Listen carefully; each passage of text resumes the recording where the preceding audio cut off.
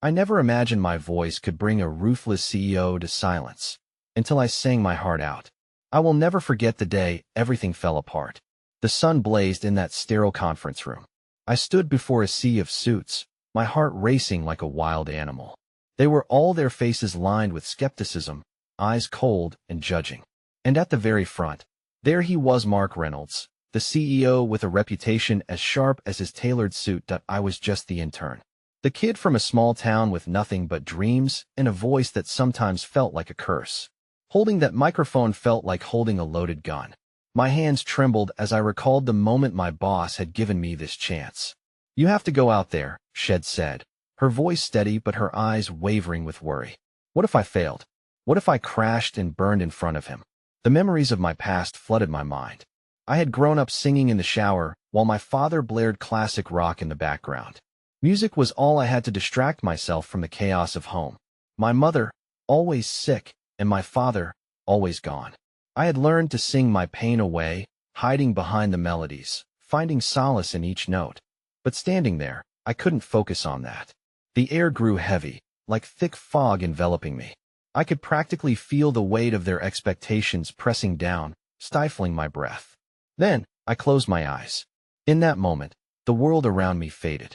The whispered doubts, the rolling eyes, all muted into silence. I took a deep breath, letting the music flow through my veins. I let it pour out, raw and untouched. Each note trembled with desperation, with hopes and fears erupting from my core like lava from a raging volcano. And then, it happened. My voice climbed higher, breaking through the barriers of sophisticated corporate facades. People in the room turned. Whispers grew like a wildfire. I could feel Mark's sharp gaze piercing through me, shattering the wall of indifference he always carried. He sat in his chair, mouth slightly agape, eyes wide, as if a spell had been cast. The room shifted. I was no longer just a small-town girl. I was the girl who dared to sing the truth. With every note, the tension slipped away. And just as it seemed he might smile, the air crackled with electricity, a tension broken but brimming with uncertainty. The moment hung there, suspended in time, a delicate pause before the fall. Had I really caught the attention of the man known for silencing anyone who challenged him? I could feel the weight of the possibility surrounding us, both exhilarating and terrifying. The silence stretched, a thin thread about to snap. What would he say? Would he applaud, or would he destroy everything I'd built up until this moment? Hey, before we continue with this amazing story, I need to give you an important heads up. Many subscribers have reported that YouTube unsubscribed them without warning. Take a quick second to check the red button below to make sure you're still subscribed to the channel. I'd hate for you to miss any of the exclusive content coming soon. And while you're there, smash that like button. It really helps me out with the algorithm. Oh, and tell me in the comments, which city are you watching from? I love getting to know every amazing person who's part of this community. Your participation makes all the difference. Let's connect. The silence shattered like thin ice underfoot as Mark Reynolds leaned back in his chair, the weight of my performance hanging in the air like a storm cloud.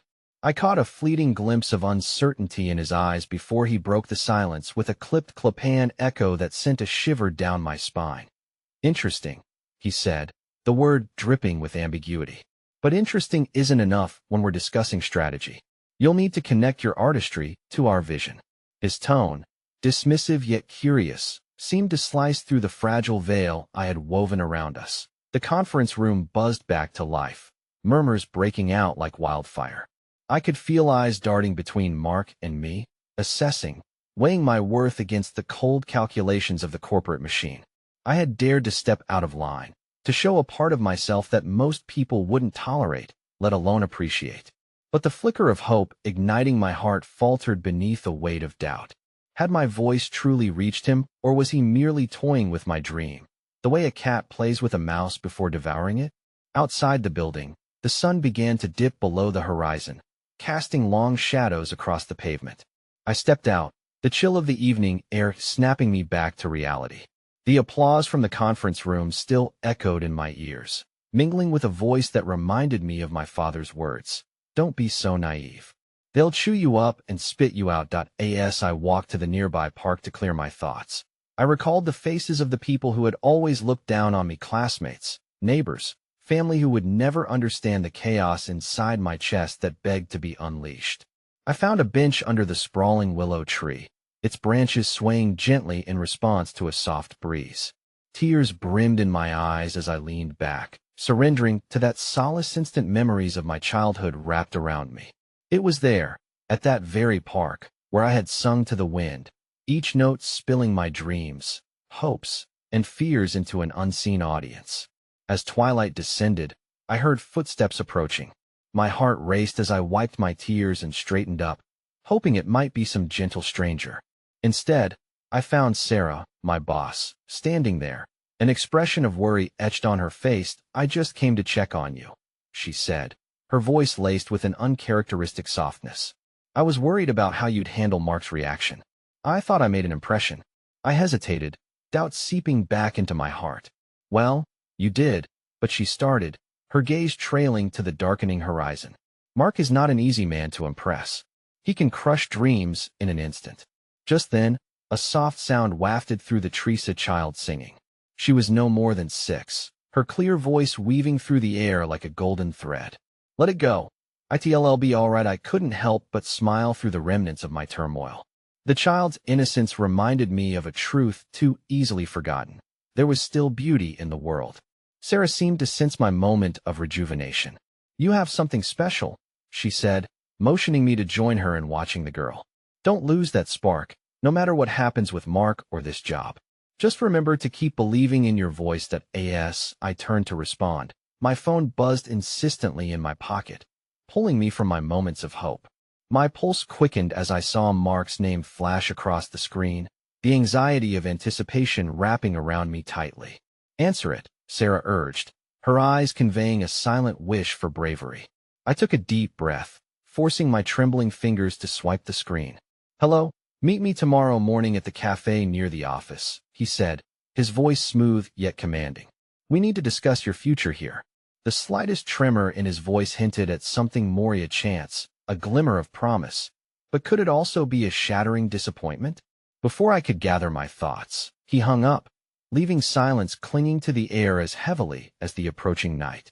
As I stared at the phone in disbelief, my heart pounded a rhythm of hope and fear. Lighter than the child's sweet song, but heavier than the shadows creeping around us. Would tomorrow bring the beginning of a dream or the end of everything I fought so hard to build? I couldn't shake the feeling that the answer would change everything.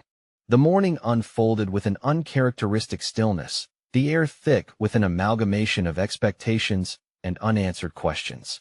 I stood before the mirror, my reflection a mosaic of hope and anxiety.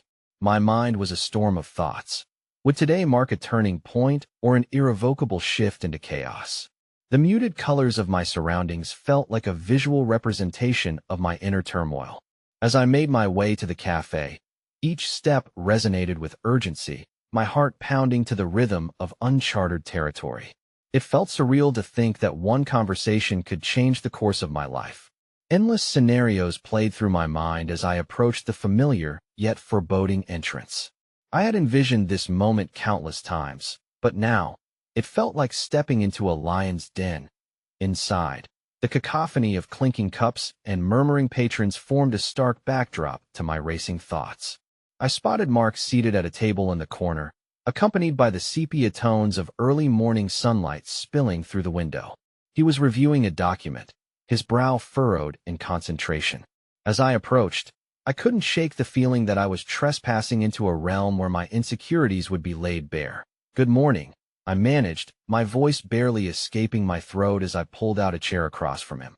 "Good morning," he replied, without looking up. The disinterest in his demeanor hung uncomfortably between us, making the air crackle with tension. I wanted to believe there was still a flicker of curiosity, but it felt buried beneath an avalanche of corporate expectations. After a moment, he finally looked up, those icy blue eyes dissecting me with an intensity that made my throat dry. "I've been thinking about your performance," he began, pausing as though evaluating the weight of his words. What felt like an eternity passed, each second extending into infinity. I could sense my heartbeat resonating in the room as I fought for composure. "Maybe today wouldn't lead to the reconciliation I sought. It was different," he eventually continued. You tapped into something raw, something personal. But, he added, his voice dipping into a more serious tone, it also leads us to a crossroads. The company is looking for marketability, for profit. Talent is essential, but it cannot solely drive our narrative. That a knot tightened in my stomach as the disappointment surged like a tempest. You're saying I need to compromise my artistry? My voice wavered, betraying the vulnerability swallowing me whole. Mark's gaze fell, his fingers drumming lightly on the table. I'm saying that all art requires adaptation. A balance. You have gifts, yes, but can you translate that into what people want to hear? What will sell? Failure to connect risks isolating your voice, leaving it to resonate in empty spaces. Desperation clawed at me as the realization sank in me. Desire to be heard could be overshadowed by the demands of a faceless audience. And what if I can't? What if my authenticity is the very thing that pushes people away? The question slipped from my lips, raw and desperate.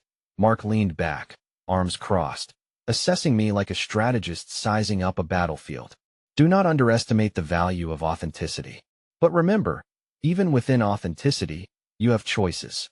You can shape your voice without sacrificing its essence. I swallowed hard, feeling like I stood on a precipice over an abyss, my dreams hanging by a thread. But you're asking me to change fundamentally. He leaned in, intensity flickering in his gaze. Adaptation is not just change, it's evolution. You could embrace a hybrid of who you are and who they want you to be. Something that resonates. I want to guide you, but the choice, the creative path is yours. There was a flicker of kindness in his words, a whisper of hope layered beneath the corporate jargon. My heart raced as the possibility of mentorship teased the edges of my mind. But shadows lingered, and the weight of doubt still pressed heavily on my chest. I'll need time to think, I managed, torn between the exhilaration of potential and the fear of losing my true self in the process. Mark nodded, but before the conversation could unfold beyond the suffocating trappings of corporate lingo, a loud crash shattered the moment. The cafe door swung open forcefully, letting in a gust of wind and a surge of chaos. A man burst through, wild-eyed and frantic, shouting about a fire in the building across the street. People turned, the collective gasp swirling like the debris of shattered expectations around us. Everyone, stay calm. A barista shouted, rushing to the door. Panic stained the air, charging the atmosphere with an urgency I hadn't anticipated.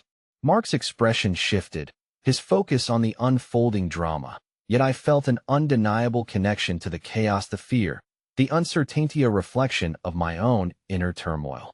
With my pulse racing, I turned my gaze back to Mark. What do we do? Follow me, he commanded, rising to his feet.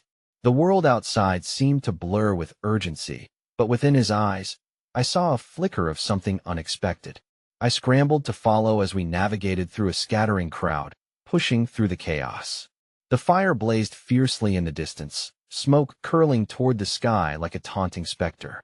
I found myself caught between the potential of what Mark had offered and the urgency of the moment, the artistry I longed for clashing against the backdrop of survival. I in the midst of uncertainty, as sirens wailed and shouting filled the air, I realized I stood not only at a crossroads with Mark, but at the threshold of my own dreams and fears. Would I find courage in the chaos? Would I reclaim my voice from shadows of doubt? Then, just as another billow of smoke drifted toward us, shrouding the sun, a voice rang out beyond the Dina child, singing amidst the noise. It's gonna be all right. It's gonna be all right. Something deep within me ignited. Perhaps I didn't have all the answers today, but amidst this storm, another truth echoed through the chaos, a promise I could endure. As I turned my gaze back to Mark, ready to confront whatever conversation awaited us, I knew the path wouldn't be easy. But somehow, amidst the clamor, hope sang louder than the impending darkness, urging me forward, no matter where it would lead. The commotion outside escalated, and the notes of the child's voice pulsated within me like a heartbeat of resilience. My heart raced again, but it wasn't fear that propelled me this time. It was an unexpected surge of determination. I had just witnessed the raw intersection of chaos and hope, a vivid reminder that life could still bloom even amid the flames. Mark grabbed my wrist, his grip firm yet reassuring. We need to get to the safety of the corner. The fire department will be here soon. His urgency snapped me back to reality, where fate had tossed us into uncertainty once more. As we maneuvered through the throng of bystanders, I noticed the faces of fear and curiosity intermingling like colors on a painter's palette. Yet amid the rising panic, there were moments of unexpected kindness. A woman wrapped her arms around a shaky teenager, murmuring soothing phrases that steadied the frazzled heart. An elderly man offered his jacket to the shivering girl next to him, a gentle smile breaking through the layers of tension. These small, beautiful gestures echoed loudly in the midst of overwhelming chaos that we reached a barricade of bustling firefighters and paramedics now swarming the streets. An officer directed everyone further back from the flames, concern etched into his weary face. The heat danced across the pavement, casting eerie shadows on the concerned crowd as we gathered at a safe distance, shuddering in the rising smoke. Mark turned to me, his brows slightly furrowed. "You all right?" His voice was low and laced with an unexpected softness. I think so." I nodded despite the tempest swirling inside me. I could feel the ferocity of my own emotions, simmering just beneath my skin. "Are you?" The question slipped out before I could catch it. In the throes of pandemonium, I realized I hadn't asked him how he felt. He exhaled, glancing back at the chaos behind us. "It reminds me that life is fragile. One moment, everything seems stable, and suddenly," he gestured toward the inferno. "It's gone. All those aspirations, those plans for tomorrow's meeting, they can vanish in an instant." The weight of his words settled within me, pressing deeper than the sound of the crackling flames. I searched his expression, longing for an admission of vulnerability behind the composed facade he wore like armor. "Everything's changing, isn't it?" I asked, my voice trembling slightly. "Even our arts, our careers, they feel so tenuous that a heavy silence enveloped us, punctuated only by sirens and shouting." Then he nodded, a flicker of understanding passing between us. "Yes, it is. And that's terrifying." But he swallowed hard, searching for the right words. "It's also an invitation to truly grasp our passions and not let them slip away. To mold them into something resilient." As fire trucks pulled up, spraying foam against the billowing flames, I felt an ember of clarity ignite in the depths of my heart. A realization grew stronger. I didn't want to stand idly by, watching my dreams combust in the blaze of societal expectations. What if I defy the narrative? I whispered, the thought sparking, illuminating my innermost fears. What if I chose to make art that doesn't bend to profit, but rather to truth? Mark raised an eyebrow, intrigued yet cautious. "You'd need to be prepared for the consequences. Authenticity, especially in a world built on marketability, often comes at a price. Are you worried that my choices will affect yours, too?" I challenged, the fire of my passion flaring against the uncertainty in the AIRDNO. He admitted quietly, looking directly into my eyes. "But I'm worried about you. You could lose everything. Is standing up for your truth worth that risk?" Before I could respond, a loud crash interrupted us. An explosion erupted, sending shards of debris spiraling through the air as sparks flew like fireflies caught in a whirlwind. A collective gasp rendered the crowd momentarily mute as we instinctively recoiled from the sudden eruption. The sound of nails on a chalkboard rang painfully in my ears. And then, through the chaos and the daze, I heard the child's voice. Again, rising above it all, though quieter now, yet glowing with unwavering conviction. "It's gonna be all right. It's gonna be all right." My heart stirred, and without thinking, I grasped Mark's arm, calling on a new layer of courage. "What if we made it right?" I said, finding strength in the swirling storm around us. "What if we fought back with our truth, with our art?" Mark's eyes widened, and for a moment, we connected, without words. It was a spark fueling the small fire of hope within both our hearts, ignited by fear, yet shaped by something beautiful, a vision. "All right," he said slowly, the weight of the world still compressing around us, but no longer suffocating me. "But it means preparation, a plan. And we'll need a strategy that counters all the voices trying to drown us out." Hope threaded through my spine, lifting my gaze above the chaos. There was power in vulnerability, in the flickering amends of originality. "Let's do it," I whispered, a resolve blooming within. Yet just as our shared moment of clarity solidified, the commotion escalated again, this time closer to us. An officer darted forward, urgent and animated, waving his arms. "We need volunteers to help guide people back. We're evacuating the area." "Come on," Mark urged, and just as I turned to follow him, a shout rang from behind, slicing through the tumult. "Wait. I know her." I twisted, my breath hitching as someone I recognized rushed through the crowd. It was Sarah, my childhood friend, her eyes wide with a mix of panic and recognition, clutching a backpack, denim threaded with memories. "Don't go," she shouted, pushing through to reach me, a plea tinged with urgency in her voice. "I need you to help me. Something's happened." A jolt shot through me. What could she possibly mean? My heart sank as a rush of foreboding washed over me.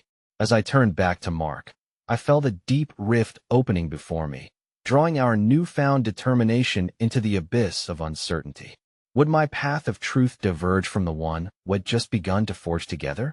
In that instant, the flames roared taller behind me, but Sarah's terrified plea loomed larger than the fire consuming the world around us.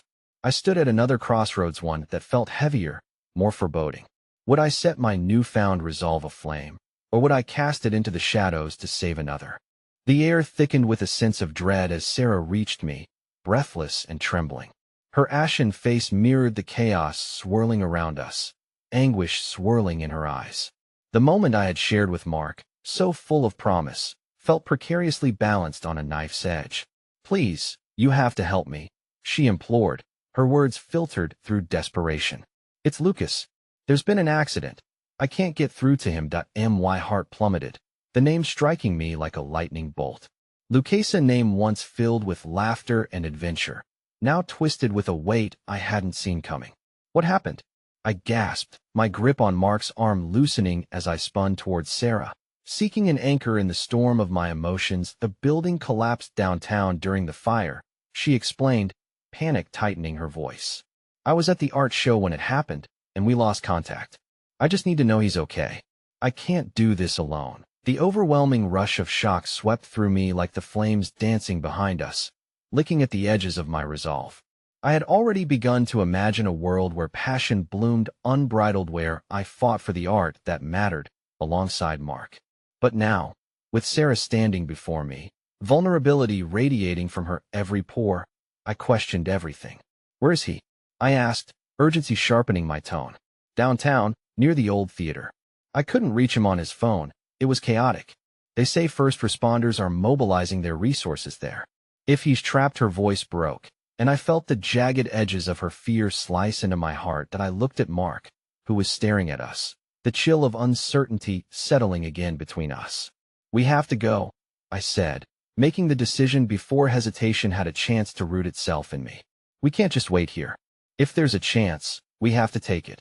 But Mark hesitated, his conflicted emotions evident as he surveyed the scene behind us, where lives were flickering like fragile candles. I didn't want to consider the implications of leaving our plan behind, but the thought of Lucas, lost and in pain, overshadowed everything else. "Please, Mark," I pressed, my voice softening but intense. "I know this is huge, but I can't abandon her and him." He sighed, the weight of our earlier resolve flickering in the flames as he nodded. "Okay, but let's be cautious. We can't let the chaos swallow us whole." As we moved, the tide of the crowd shifted, with people scrambling in different directions, some retreating from the flames, others rushing forward to help. The undercurrents of fear were palpable, but I held tight to the flickering ember of hope ignited in our earlier exchanges. We weaved through the chaos, a newfound determination driving us. Each step pulled me further away from the vulnerability I had just begun to embrace with Mark, but drew me closer to the aching desperation of Sarah's search for Lucas. "Why didn't you just call me?" I asked, trying to grasp the threads of our tangled history.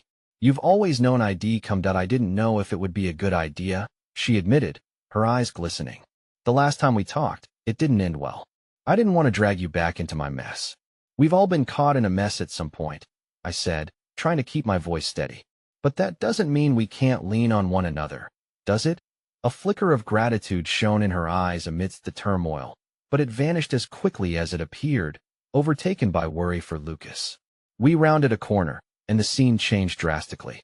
The once vibrant street gave way to a desolate area swarmed by emergency vehicles and firefighters.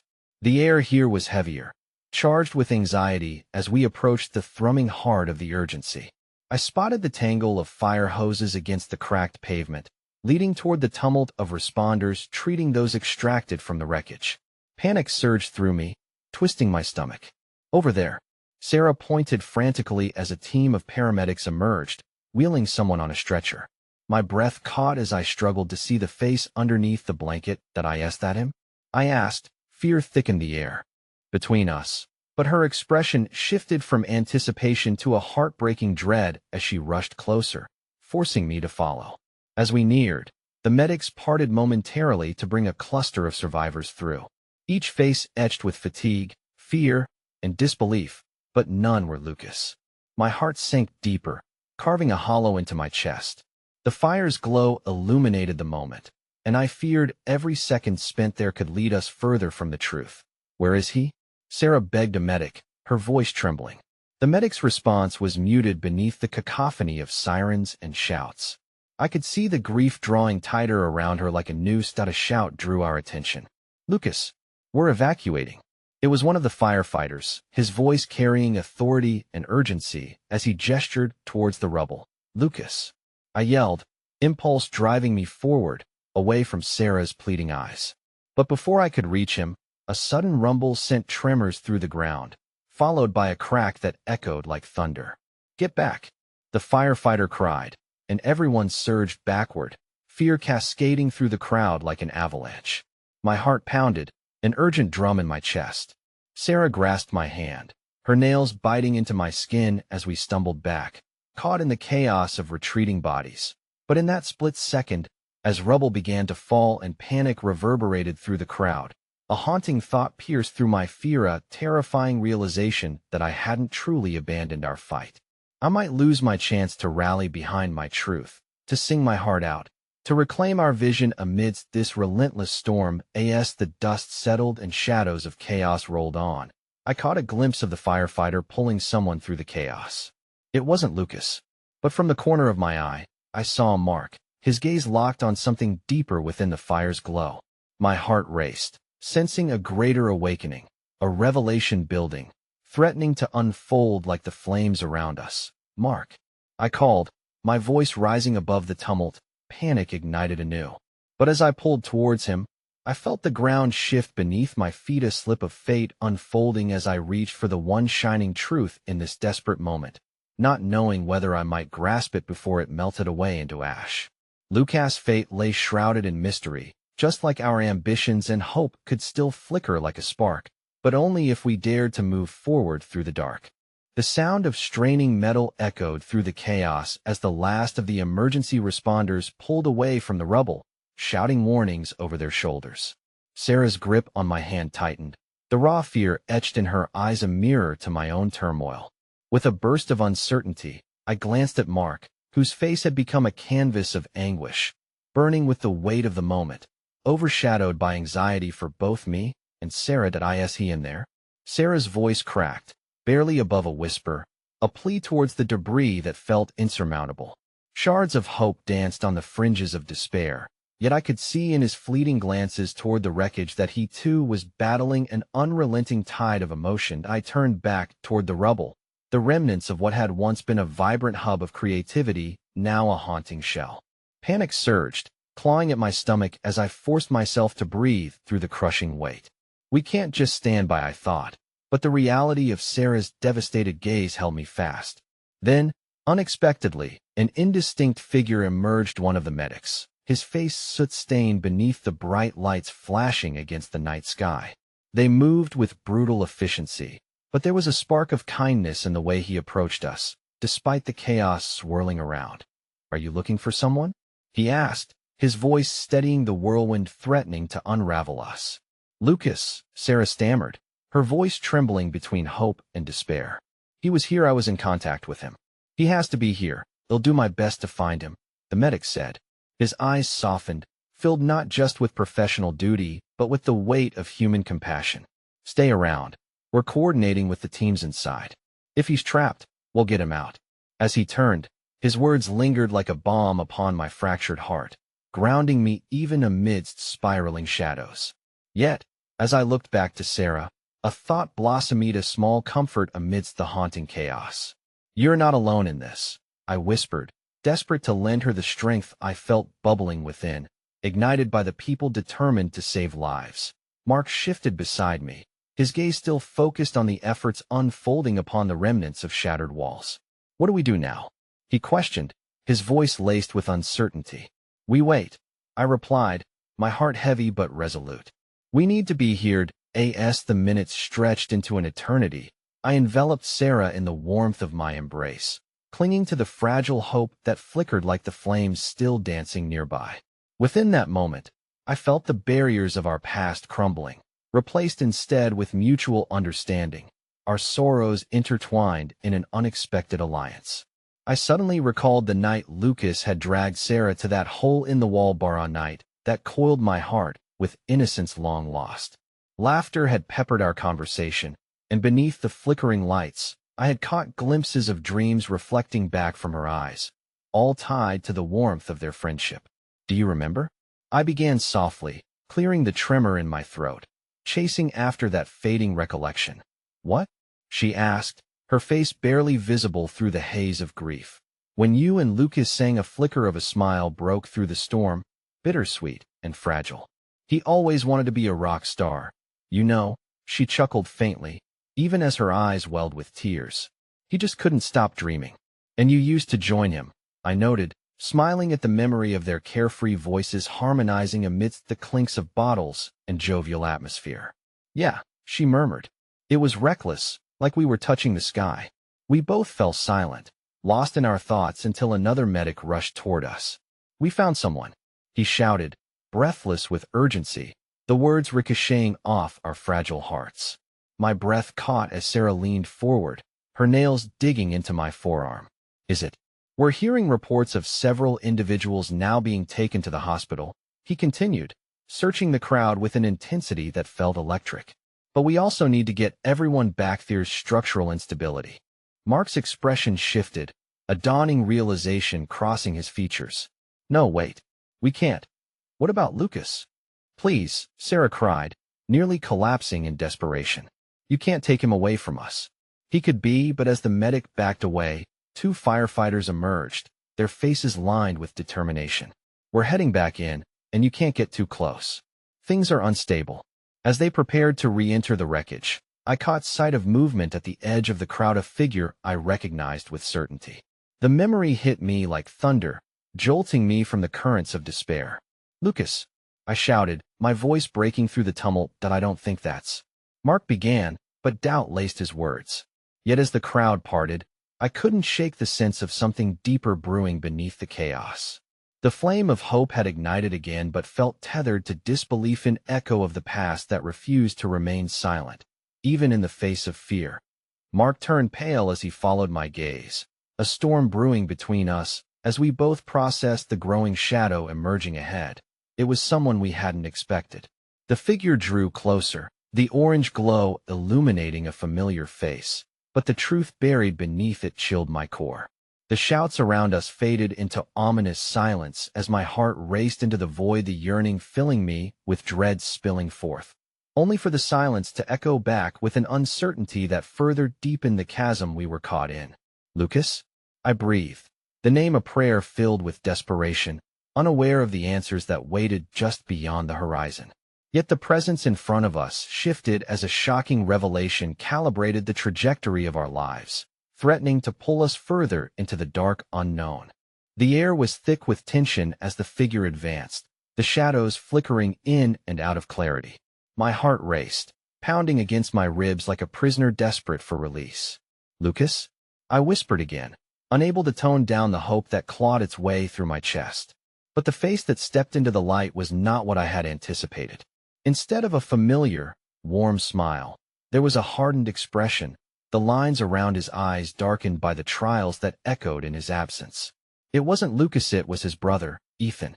Standing before us, he appeared as if the weight of the world had settled on his shoulders, burdened and distant. "Ethan," I stammered, confusion washing over me in waves. "Where's Lucas?" He hesitated, his lips pressing into a thin line before he spoke. "He was in there, but I couldn't reach him," he said, the quiver in his voice betraying the stoic facade he tried to maintain. I tried. I really did. Sarah's breath caught in her throat, her hand clasping mine as our collective sense of fear spiraled anew. No, no. She almost whimpered, the color draining from her face. He has to be here somewhere. He wouldn't leave us. Ethan shook his head slowly, the shadows deepening in the hollows of his cheeks. Listen, I just came from the other side. They're trying to get a team in, but stop. Mark interjected, his voice sharp with agitation. You have to let us help. We can't just stand here. The urgency in Mark's tone was palpable, yet Ethan's eyes mirrored defeat. You don't understand, he choked out, stepping closer to punctuate his words. It's too dangerous. I barely made it out myself. The structure is collapsing, but the reality of his words felt like a boulder lodged in my throat. The turmoil we had faced this evening felt surreal, an emotional labyrinth with no clear path out. And yet, even in Ethan's despair, there was something beneath the Surfacian undercurrent of sorrow that resonated with unspoken secrets. Ethan, I murmured, urging him to look at me. If there's any chance, if he's still inside, we need to do whatever it takes. There's nothing more I can do, he shouted, the veneer of control slipping as his eyes glazed over. You don't know the lengths I went to find him. You don't have any idea what it's like till I could see the turmoil boiling in him, the torrent of grief rooted deeply inside and, despite the chaos around us, I felt the urge to reach out, to bridge the chasm of pain that had stolen his brother. Maybe there's still time, I urged, my voice steadying even as doubt twisted in my stomach. Just then, from behind, another medic shouted, "We need to clear the area now."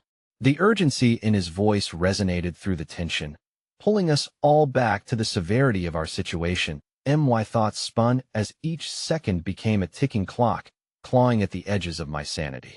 I grasped Sarah tighter, our fear having morphed into a shared determination, although the shadows of uncertainty tightened their grip. And oh, Sarah erupted, shaking with frustration and sorrow. We can't just leave him. He's out there. Please, let's just give them time. Ethan pleaded, his voice breaking. They're trying to get everyone out, and it's a mess right now. We can't put anyone at risk. Yet behind Ethan's words lay the weight of unexpressed anguish, the knowledge of failure tugging at the seams of his resolve. I stepped closer to him, lowering my voice to a near whisper. What if you had the chance? Wouldn't you try? A flicker of something passed over his face, a longing that masked itself in guilt. I can't, he breathed, pulling away as if my words burned. He's gone, and I can't lose anyone else. Before I could respond, a deafening rumble erupted from the direction of the debris. Everyone turned, fear etched on our faces as the ground shook beneath us. Everyone get back.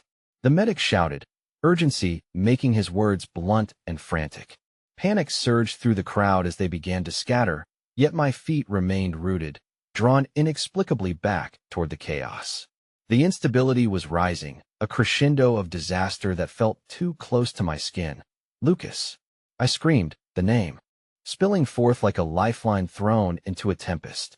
In an instant, a figure erupted from the plumes of dust and debris, a fragile silhouette emerging from the remnants of the building. I squinted, disbelief flooding my senses as the air caught in my throat. Lucas, Sarah cried, her voice a lifeline of hope splitting through the despair, leaving in its wake a mixture of emotion both volatile and surreal. But something felt wrong. The figure staggered toward us, but the dazed look in his eyes spoke of something far graver than we could understand.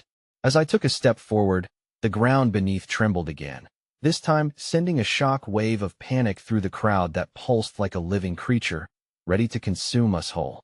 Keep back, the medic yelled, pushing through the surging mass, but I hardly heard him. I was lost in the frantic thrumming of my heart, watching as the figure continued to approach, swaying, but not the Lucas we had desperately hoped to see. And then I saw it. The crimson stain blossoming on his shirt, soaking through like flowers of darkness blooming in the midst of chaos.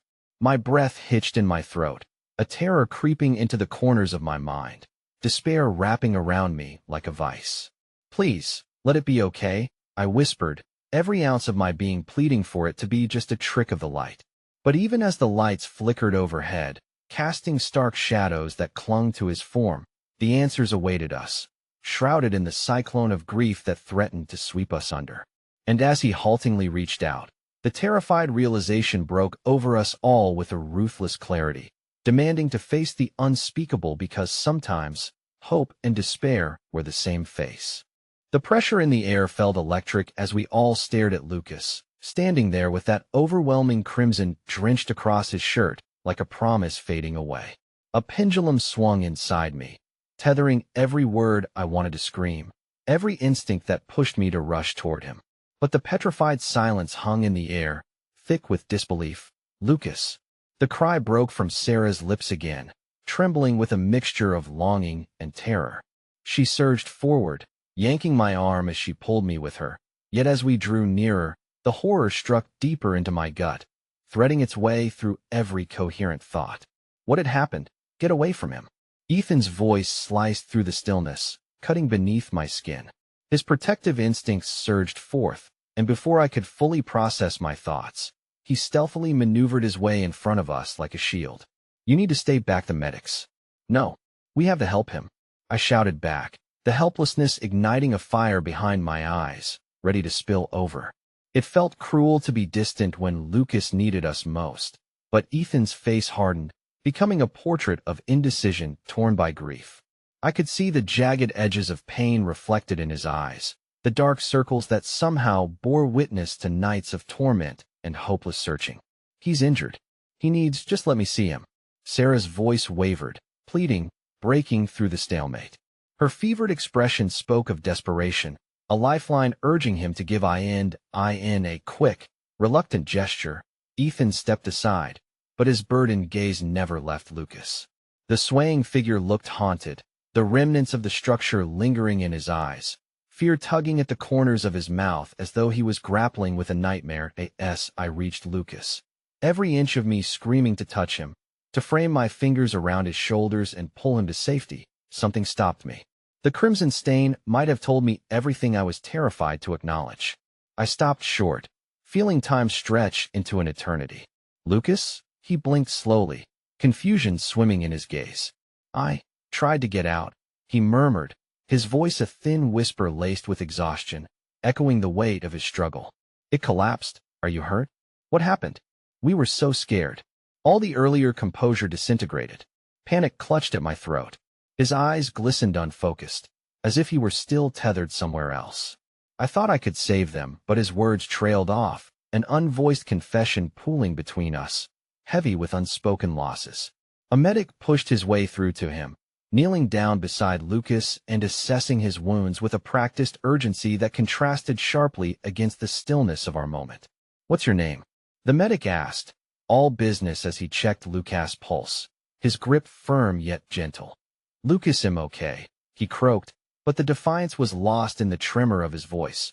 "The blood couldn't the medic worked. My heart plummeted, the reality of the situation casting shadows where there had only been light.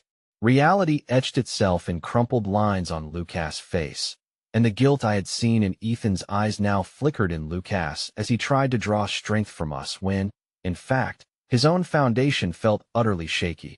But still, a flicker of hope clung stubbornly to me. "You made it out, Lucas. You survived. You're right here." I grasped his hand, the warmth reminding me of light breaking through dense fog. "We're all here. We're not leaving you. Why?" he whispered, struggling for clarity, struggling to form questions while hovering between realities. "Why would you wait for me? After everything that's happened, what do you mean?" My voice trembled as uncertainty wafted through our connection. "We would never turn our backs on you. Your family." Ethan's face paled at the word, as if the very notion of family was just another weight added to his shoulders. "You shouldn't have to bear this, Lucas." I should have, but Lucas shook his head slightly, the small gesture defying the depths of our fears. "It's not about you," he said quietly, eyes flaring with something unrecognizable yet heartbreaking. "It's about everyone I couldn't save." That a deep silence settled, tethered by a shared sorrow that swallowed us whole.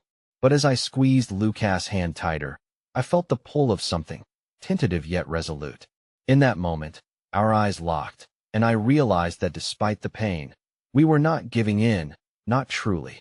Then suddenly, a scream pierced through the gathering crowd, shooting a jolt of anxiety through the air. Help! Someone!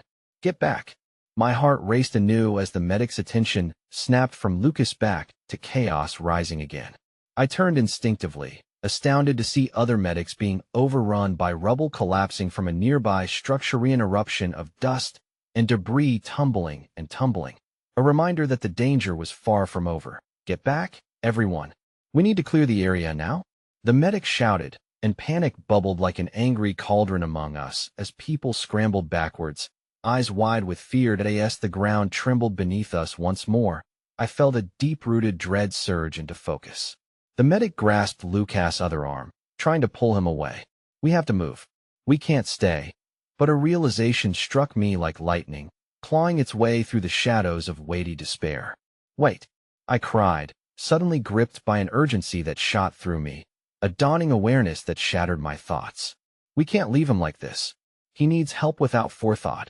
I turned, eyes urgent, locking onto Ethan's. You have to help me. Don't leave him. Ethan's eyes searched mine, love seen through a mist of anguish and vulnerability, as he stepped in beside me, determination etching lines upon his face. I could feel my pulse racing, adrenaline igniting my heart. We have to get him out. But just as he nodded, a deafening crash erupted.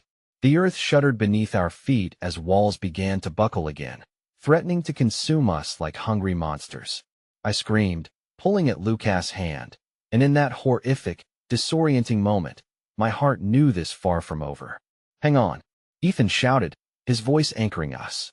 With grim resolve, we surged forward, propelled by hope, desperation, and the haunting reminder that sometimes, in the face of despair, we find the raw courage to fight for each other against an unforgiving fate.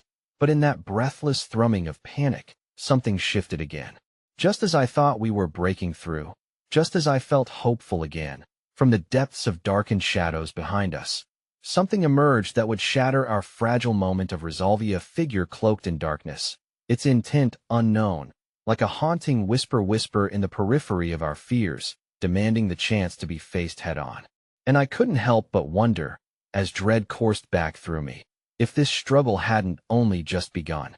The weight of the moment crashed down like a tidal wave, swallowing the remnants of hope I had clutched so tightly. The figure emerged, cloaked in shadows and despair, a specter woven seamlessly into the heart of our chaos. I strained to see, heart racing at the revelation of something much darker than the rubble and fear surrounding us. Who are you?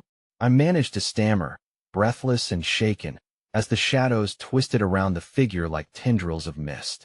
Silence hung thick in the air, tainted by hesitation and uncertainty. But rather than respond, the figure took a step forward, revealing a face that sent shivers down my spine, a face I had hoped never to see again. It was Marcus, a name tainted by betrayal and manipulation, someone who had once held my dreams hostage and taunted my every aspiration. The memories rushed back, uninvited, as if they had been stored deep within the recesses of my mind, waiting for the perfect moment to resurface. Marcus? I whispered, the name falling from my lips like a curse. Ethan positioned himself defensively in front of me, his expression shifting from shock to fierce protectiveness. What are you doing here? You have no right to be anywhere near us. Marcus smirked, an eerie confidence illuminating his face. Oh, but I do, Ethan. You see, devastation is always more impactful when it can be directed, he replied smoothly, his voice a chilling melody of manipulation. And you've all played right into my hands. What are you talking about? Ethan snapped. The fear in his voice was underscored by rising anger, a simmering fury that I felt mirrored in my own heart. Lucas, Marcus said, turning his piercing gaze to him, you've always been my favorite. So noble, so willing to sacrifice yourself for others. I had to see for myself how you fared. A tremor surged through Lucas, an unsteady breath escaping his lips as he wrestled with the weight of Marcus' words. I didn't do it for you, he said, though his voice trembled, betraying the fear that coursed through him. Oh, it's not about me, dear Lucas. This is about the grander scheme of decisions made by a few that impact the lives of many. I couldn't resist orchestrating the right strings to see how far you'd go. He paused, savoring the moment. It's fascinating how much someone would endure to try to save those they love, only to fall short. Sick. I spat, my heart racing with the need to protect Lucas from this cold venom. You're pathetic. Marcus laughed lightly, as if the words were more humor than insult. Perhaps, but there's something even more pathetic. Watching someone fight a battle against shadows while they think they're uncovering truth. Beside me, Ethan squared his jaw, eyes blazing with fury. If you think for 1 second we're going to let you manipulate us anymore, the earth quaked once more, but this time it felt less chaotic and more directed, an undercurrent of tension signaling that Marcus was far from finished. You think it's about me? He scoffed, shaking his head. It's about all of you, the drama, the adrenaline, the sacrifices, your every move dancing right to the orchestration of the need for survival. A wave of anger surged through me, intertwined with the fear bubbling beneath the surface. You're toying with lives. I felt my voice gain strength as it echoed through the chaos surrounding us. Lives, he drawled, savoring the word. Oh, but every life has a cost, and for every choice you make, there's a price attached. Some pay in blood, others in broken promises. His gaze flicked to Lucas. What's your bargain, I wonder? Can you even grasp it? Just then, the debris shifted ominously again as more cries filled the air. Panic suffused the crowd.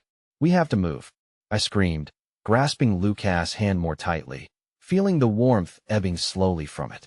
But even as I called to Ethan, panic clawing at every inch of my being, I could see Lucas' breath quickening, fear spiraling in his eyes as he stared at Marcus. What are you saying? For a moment, the world fell silent, my heart racing against the encroaching chaos.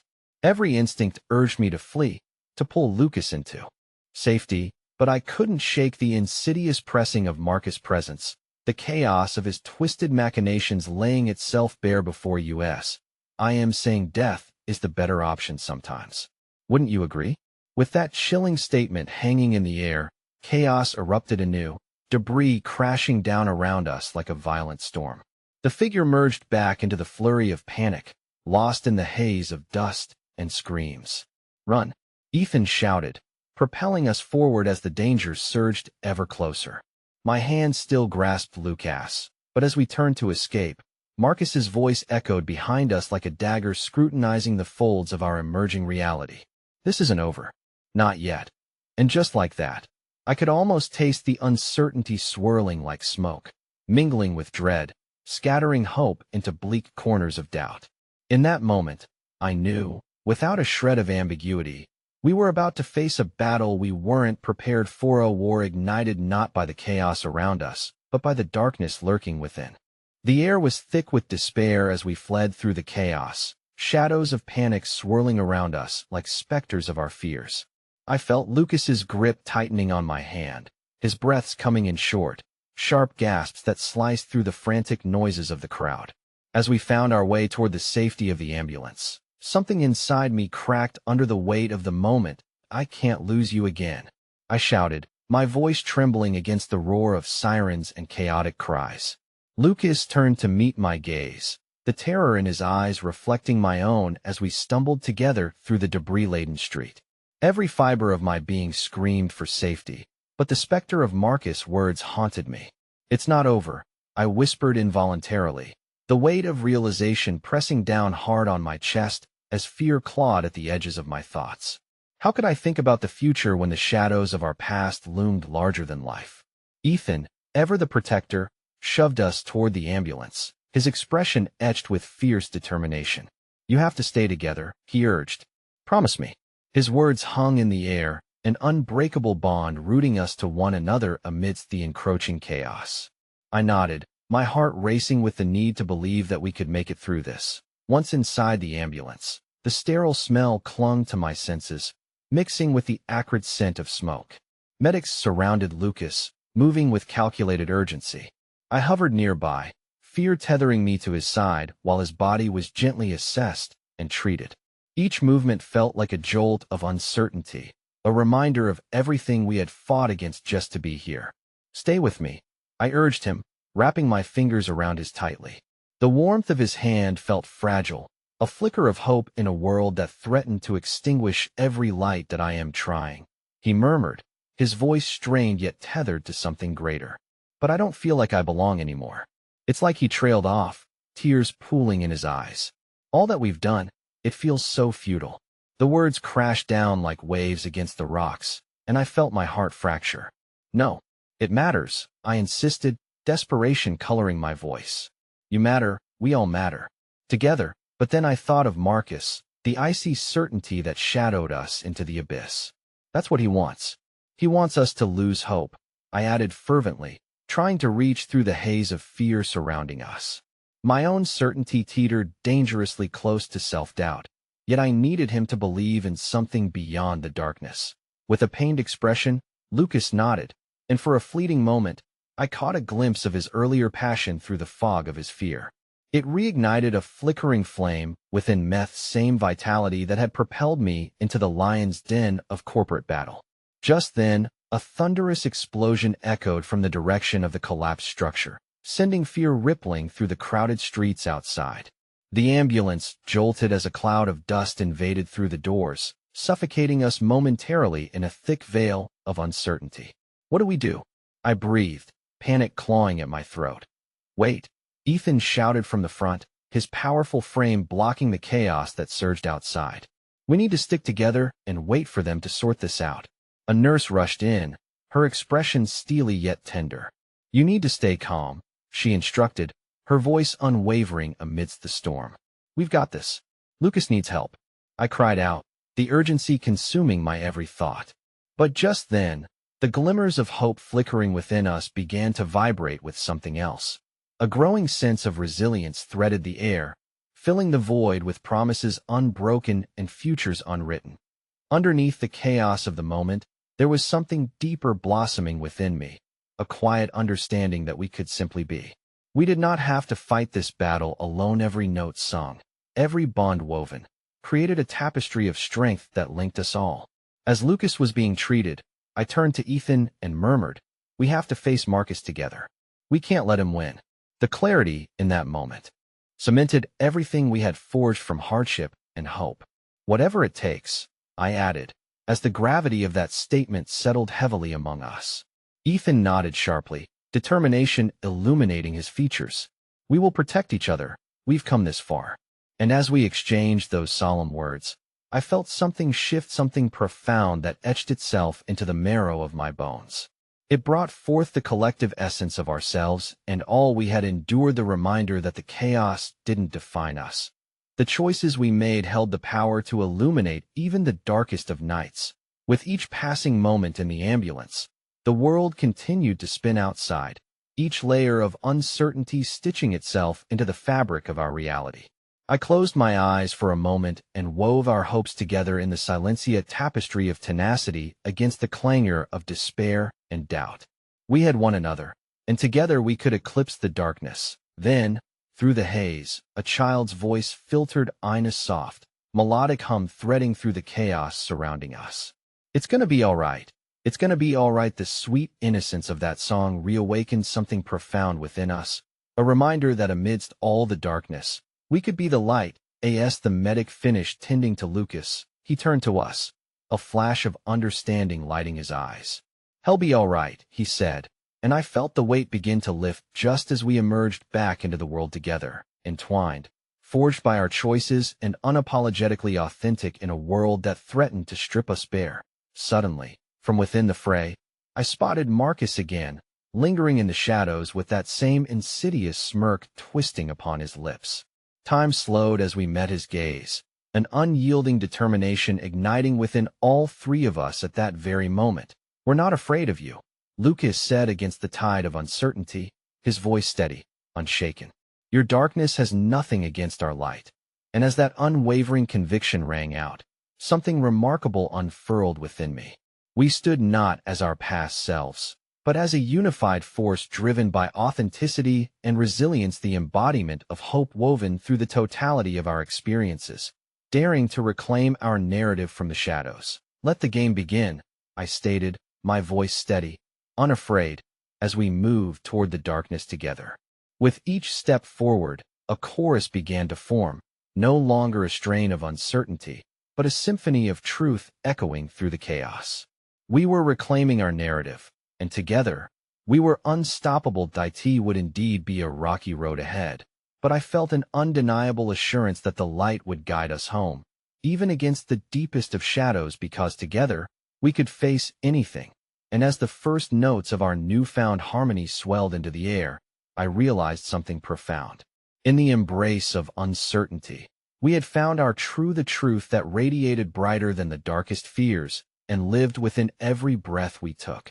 And with that indomitable will swelling within, I faced the horizon, and for the first time in a long time, I embraced the unfathomable beauty that comes with vulnerability, firmly believing in the power that lies within us, all the power to push through the darkness with fervent hearts. That I, in that moment, as uncertainty danced around us, I whispered with the winds of hope, "It's going to be all right," and I believed it with every fiber of my soul. Because together, we had crafted our symphonia melody so powerful, it would shatter the silence that once threatened to consume us.